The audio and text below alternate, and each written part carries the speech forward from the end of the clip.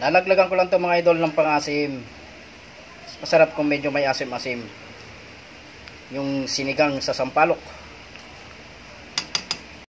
Hello guys, kumusta kayong lahat? Magandang gabi sa inyong lahat mga idol. Isang maulang gabi dahil dala ng bagyo. Ingat-ingat po tayo kasi may bagyo mga idol. So ngayong gabi magluluto tayo ng sinigang na bangus sa miso. Yung ipa-fried lang natin yung bangus para naman magkaroon ng bagong mukha yung kanyang sinigang na bangus sa miso. O tara mga idol, samahan nyo akong magluto. Ito yung ating bangus mga idol, ipiprito muna natin yan. Bibigyan natin ng ibang kulay yung ating sinigang sa miso na bangus. So ito na nga mga idol, na-fried na natin yung ating bangus. Umpisa na natin magluto ng sinigang sa miso na bangus. Dito sa aking kawali, nilaglagan na natin to ng luya mga idol. Lalagyan natin ng luya yung ating sinigang sa miso para hindi malamsa. Isusunod ko dito mga idol yung ating bawang.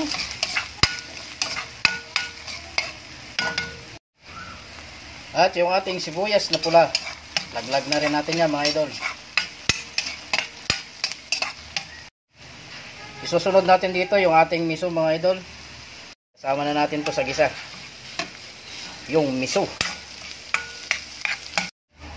Pwede ka na rin isabay dito yung ating kamatis mga idol. Sabay na natin sa paggisa yan. At syempre lalaglagan na natin ng tubig. Sabaw ang ating sinigang sa miso. Papatakan na rin natin to ng salt para magkalasa na ang ating sinigang. At ang magic, pwede na rin natin ilaglag yung siling pansigang dito mga idol. Papakuluin lang natin yan. Check natin mga idol. Pwede na natin ilaglag yung ating bangus. Ayan. Lalaglagan ko lang to mga idol ng pangasim. Masarap kung medyo may asim-asim. Yung sinigang sa sampalok. At pwede na rin natin ilaglag yung ating dahon ng mustasa. Takpan natin yan mga idol, pakuloy natin. Ayan mga idol, ito na nga, luto na ang ating sinigang na bangus sa miso. Ayan.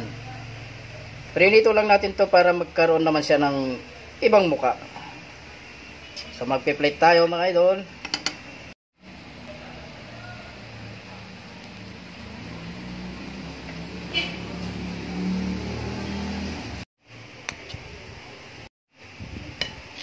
Yan ang ating sinigang sa miso.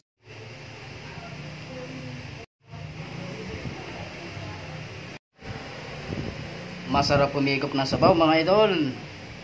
Dahil maulan-ulan pa rin ngayon, higop tayo ng sinigang na bangus sa miso.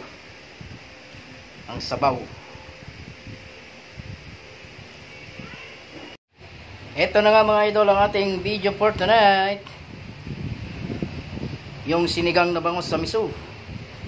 Prinito lang natin yan para naman magkaroon ng bagong mukha yung kanyang bangus. Ayan mga idol. Thank you for watching. And follow me more. Tikman natin yan mga idol. Ayan mga idol, maraming salamat sa pagsuporta nyo sa aking video ngayong gabi. Hanggang bukas ulit. Tuloy-tuloy lang po tayo mga idol. Huwag po tayong susuko. Suporta lang ang kailangan natin sa bawat isa. Tikman natin yung ating sabaw. Napakasarap mga idol. Kakaiba yung lasa kasi prinito natin yung bangus. Ayan.